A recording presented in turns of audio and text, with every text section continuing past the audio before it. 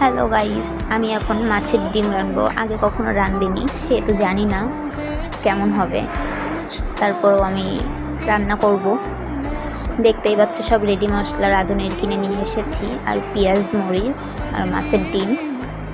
ডিমটা ভালো করে আগে ধুয়ে নিয়েছি, তারপর পেঁয়াজ মরিচ কুচি করতেছি, করে তারপরে কড়াইতে, এই যে দেখতেই পাচ্ছ এখনই শুরু হয়ে যাবে। কড়াইতে তেল দেওয়ার পরে ডিমটা একটু নাড়াচাড়া করে আর পেঁয়াজ মরিচ দিয়ে খুব সুন্দর করে একটু নাড়াচাড়া করে নিতে হবে।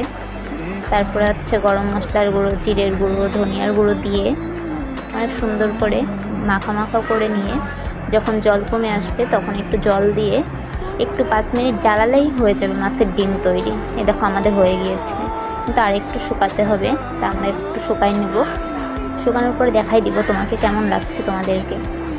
অনেক সুন্দর, বেশিক্ষণ লাগে না টাইম, অল্প টাইমের ভিতরে অনেক সুন্দর খাবার, মজাদার, টেস্টি। এই দেখো আমাদের রেডি হয়ে গেছে মাছের ডিম।